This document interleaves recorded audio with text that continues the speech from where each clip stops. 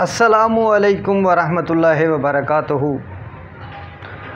दवाखाना हकीम अतर इस्लामाबाद से हकीम अतर आपका दोस्त आपका भाई हाज़िर खिदमत है। अहबाब बहुत सारे अहबाब मुझसे ये कहते हैं और उनकी कॉल्स आती हैं, उनकी वो मुझसे इस चीज़ के हवाले से ज़रूर पूछते हैं कि जो इंसानी ताकत के हवाले से मुख्तलिफ़ चीज़ें आप बताते हैं वो बहुत ज़बरदस्त होती हैं और हम उनको इस्तेमाल करते हैं। अल्हम्दुलिल्लाह हमें बहुत ज़्यादा फ़वाइद हासिल होते हैं। अहबाब यहाँ पे मैं आपको एक बात बताता जाऊँ। आपने अक्सर देखा होगा कि मैंने अफ्रीकी या अरब ममालिक की बहुत ज़्यादा मिसालें दी हैं। इसलिए उनकी मिसालें दी हैं कि अफ्रीकी ममालिक हों या अरब ममालिक हों, वहाँ पर ज़्यादातर देसी अद्वियात का रुझान है, स्पेशली मर्दाना ताकत के हवाले से, असाबी कमज़ोरी के हवाले से, पट्ठों की कमज़ोरी के हवाले से। और आप ये भी जानते हैं कि ज़्यादातर इस्लामी ममालिक जो हैं वो अरब हैं या फिर अफ्रीकी हैं। यूरोप में, ऑस्ट्रेलिया में, उन मुल्कों में तो ज़्यादातर मुस्लिम मुल्क हैं नहीं। और फिर वहाँ पे वो जो लोग हैं वो ज़्यादातर केमिकल से बनी हुई चीज़ें इस्तेमाल करते हैं, केमिकल से बनी हुई मेडिसन इस्तेमाल करते हैं। जब वो मेडिसन इस्तेमाल करते हैं तो हम उनको ये बताना चाहते हैं, हम अपनी वीडियो में उनको ये समझाना चाहते हैं कि आपकी केमिकल से बनी हुई वियाग्रा हमारी नेचुरल वियाग्रा का मुकाबला नहीं कर सकती। आपकी केमिकल से बनी हुई वियाग्रा नुकसानदेह है, लेकिन हमारी नेचुरल वियाग्रा जो है वो कभी नुकसानदेह नहीं होती। वियाग्रा का नाम क्यों यूज़ करता हूँ अहबाब? वो इसलिए यूज़ करता हूँ क्योंकि ज़्यादातर वियाग्रा जो है वो असंबल समझी जाती है मर्दाना ताकत के हवाले से। बुनियादी तौर पे हम जिस किस्म के लोग हैं, बुनियादी तौर पे हमारी जो सोच है, हम महकूम लोग हैं, हमारी महकूम सोच है। जिस चीज़ को यूरोप सनद दे देता है वो हमारे लिए खुदा बन जाती है और हमारे ईमान का हिस्सा हो जाती है।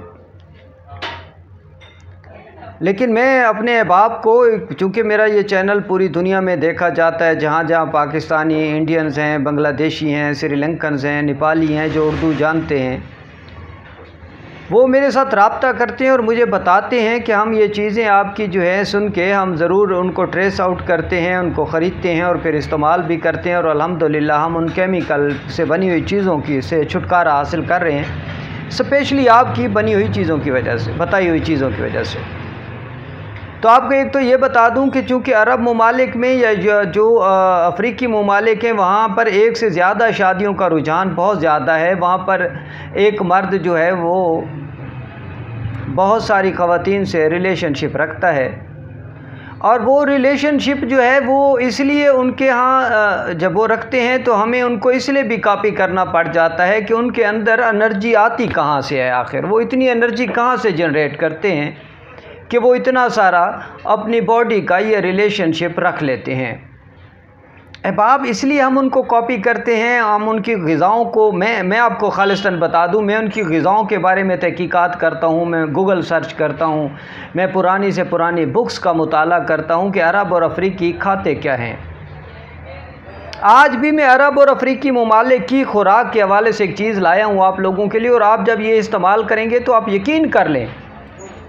अब आप एक बात और भी याद रखिएगा कि जो चीज़ मैं बताता हूँ उनमें मेडिसन नहीं होती, वो बुनियादी तौर पे हर्बल जो हैं वो फूड सप्लीमेंट होते हैं, वो मेडिसन नहीं होती या खुराक होती हैं। बस मैं खुराक की तरतीब आपको समझा देता हूँ, खुराक का तरीका आपको बता देता हूँ। अब मैं आपको एक और चीज़ बता दूँ, अरब जो हैं वो क्या करते हैं। अरब के हवाले से आपको पता है कि अरब जो है वो बड़ी दूर दूर तक सफ़र किया करते थे इन्हीं घोड़ों वगैरह पर,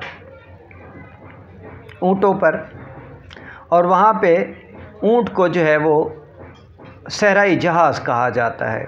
अब मैं आपको एक बात बता दूँ, ऊँट का गोश्त जो है वो अरब इतनी रग़बत से खाते हैं और उसका तरीक़ाकार भी मैंने वहाँ से जब बहुत सारे लोगों को सर्च किया, एक तो सबसे पहली बात यह कि वो बूढ़े ऊँट का गोश्त नहीं खाते, और दूसरी बात यह कि ऊँटनी का गोश्त कम इस्तेमाल करते हैं, ऊँट का नर का ज़्यादा इस्तेमाल करते हैं, और नर भी वो जिसने जो अभी बाप ना बना हो, जिसकी अभी किसी से कोई रिलेशनशिप ना कायम हुई हो अपने हम जिन्स से।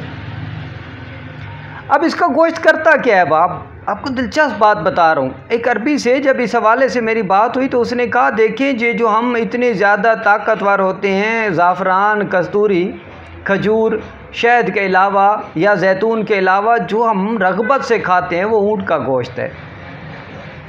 ऊँट का गोश्त जोड़ों के दर्द के लिए एक यूँ समझ लें कि शर्तिया इलाज है। जिन लोगों के जोड़ों में दर्द होता है, टांगें सुन्न हो जाती हैं, उनके लिए शर्तिया इलाज है। जिनकी कमर में दर्द होता है उनके लिए शर्तिया इलाज है। जो असाबी तौर पे बहुत ज़्यादा कमज़ोरी का शिकार होते हैं उनके लिए शर्तिया इलाज है। जो चलने में दुश्वारी फील करते हैं उनके लिए शर्तिया इलाज है। ऊँट का गोश्त मर्द के लिए इतनी ज़बरदस्त चीज़ है अहबाब कि आप कस्तूरी, अंबर, ज़ाफ़रान, अफ़्यून सब चीज़ों को भूल जाएंगे।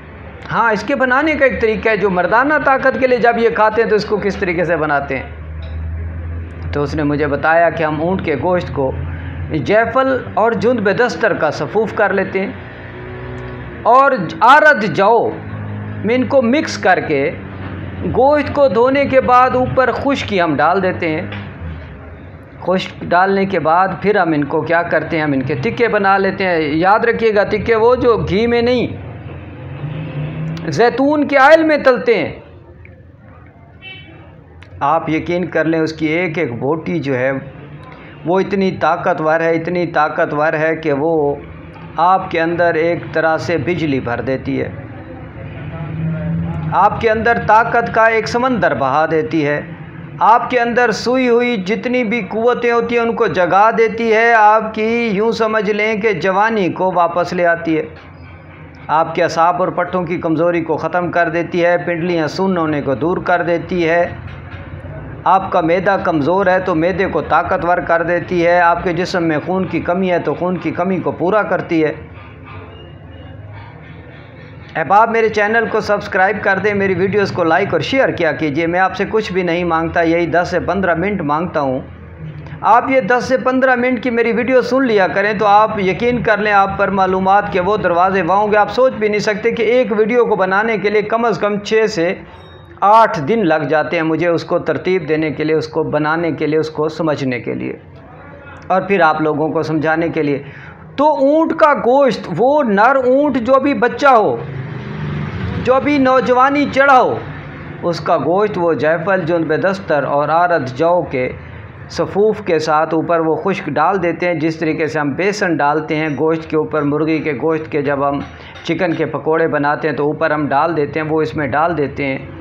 और उसके बाद इसके 2 तरीके हैं। पहला तरीका ये है कि वो जैतून के खालिस आयल में उसको तल लेते हैं। तलने के बाद उसको कुछ देर एक मखसूस कपड़ों में रख देते हैं जिससे वो आयल जो है वो खुश्क हो जाता है और फिर उसको बड़ी रग़बत से खाते हैं। दूसरा, इसका एक और आसान तरीका है जो कमज़ोर मैदे वालों के लिए है या जो गोश्त बर्दाश्त नहीं कर सकते उनके लिए है कि इसके टिक्के बना लिए जाएँ, कोयलों पर भून लिया जाए।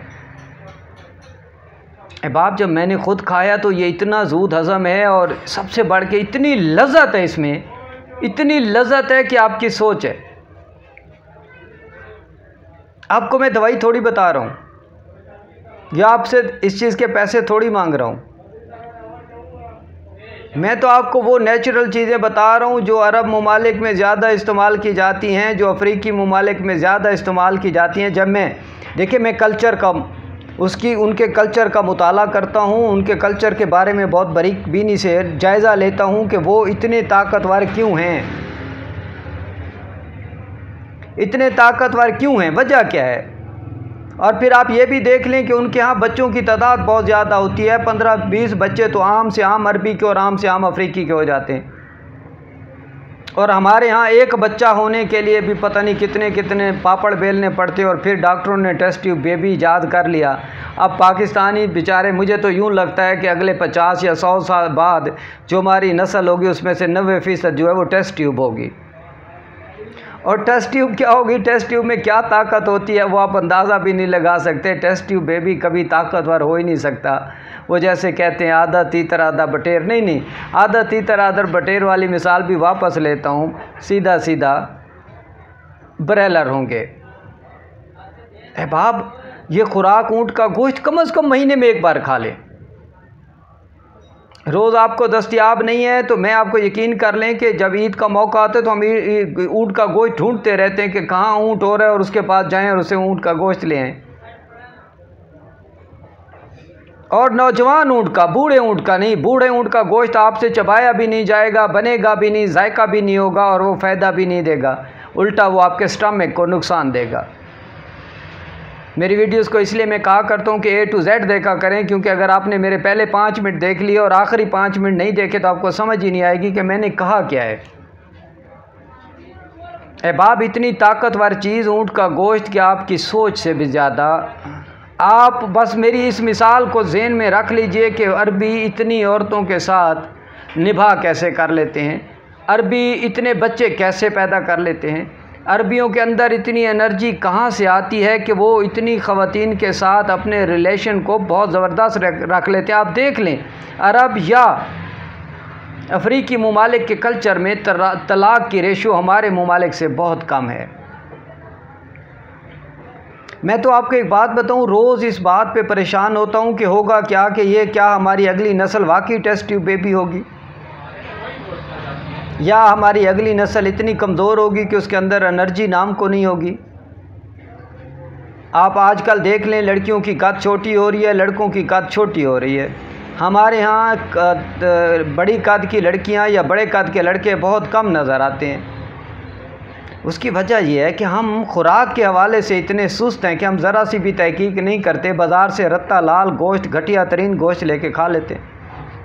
होटलों में जाके वो घटिया तरीन मुर्दा मुर्गियों का गोश्त खा लेते हैं और लाहौरियों ने हद कर दी, वो गधे भी खा लेते हैं। पर पता नहीं, हो सकता है इस्लामाबाद में मैं रहता हूँ, लाहौर भी जाता हूँ, बखर भी जाता हूँ, वाना जनूबी वज़ीरिस्तान जाता हूँ। यकीन कर लें, वाना जनूबी वज़ीरिस्तान का मैंने गोश्त खाया, कुछ दिन मुझे गोश्त से नफ़रत हो गई। पता नहीं वो क्या वहाँ क्या ज़िबा करते हैं, मुझे तो ये नहीं समझ आती कि अगर वो, मुझे तो नहीं लगता कि वो किसी जानवर का गोश्त होगा, वो लाइक हलाल जानवर का गोश्त होगा। मुझे तो वो हराम जानवर का गोश्त लगता है। उसकी स्मेल, उसकी बदबू, उसकी जायका। तो अहबाब, अपना ज़रूर ख्याल रखें। और ये ऊँट का गोश्त जो है आपके लिए इतनी बड़ी नेमत है, इतनी ज़बरदस्त ताकतवर चीज़ है कि महीने में एक बार ख़ुद भी खा लें और बच्चों को भी खिला दें। जिन लोगों के बच्चों की कदें नहीं बढ़ती, उनकी कद नहीं बढ़ती, वो ज़रूर ये गोश्त खाएं, उनके बच्चों की कद बढ़ेगी। जो लोग कहते हैं हमारे बच्चे नहीं होते, वो ऊँट का गोश्त इस्तेमाल करें, यकीनन उनके बच्चे होंगे। जो लोग कहते हैं हमारे अंदर मर्दमी कुव्वत ही नहीं है, हम बिल्कुल औरत के पास जाना गुनाह समझते हैं, हम शादी करना गुनाह समझते हैं, हम ख़ुदकुशी कर लेंगे, वो ऊँट का गोश्त खाएं। लेकिन नौजवान ऊँट का, अगर रात को मुझे एक हकीम साहब बात कर रहे थे कि मैंने फ़लाँ चीज़ फ़लाँ बंदे को दी तो उसके पेट में दर्द हो गया, फ़लाँ चीज़ मैंने फ़लाँ बंदे को दी, तो मैंने उसे कहा कि आप जब खालिस चीज़ नहीं लोगे, मिलावट वाली चीज़ लोगे, कम कीमत चीज़ लोगे, खालिस चीज़ नहीं लोगे, तो फिर इसी तरह ही होगा। तो अहबाब, अपना बहुत ख्याल रखिएगा। इस्लामाबाद से हकीम अतर को इजाज़त दीजिए। यकीनन मैं आपसे एक रिक्वेस्ट किया करता हूँ कि अपने आसपास के लोगों का ख्याल रखिए, किसी को धोखा मत दीजिए, क्योंकि धोखा दोबारा आपके पास ही आएगा। शिफा मेरे रब के हाथ है। हकीम अतर हमेशा से रब से यही दुआ करता है कि मालिक शिफा तुम्हारे हाथ में है, अगर हकीम अतर के हाथ से दिला दोगे तो हकीम अतर की बल्ले बल्ले हो जाएगी। मैं दुआ मेडिसन देता हूँ नीयत साफ़ करके, साफ़ सुथरी नीयत से, और दुआ भी करता हूँ कि मालिक शिफा दे दे। बस आप भी अपने लिए, मेरे लिए दुआ कीजिए, अपने आसपास के लोगों का ख्याल कीजिए।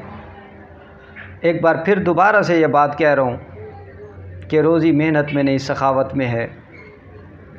अपना दस्तरखान बढ़ाइए, कोई आपके घर आए तो भूखा ना जाए। वस्सलामु अलैकुम वरहमतुल्लाहि वबरकातुहू।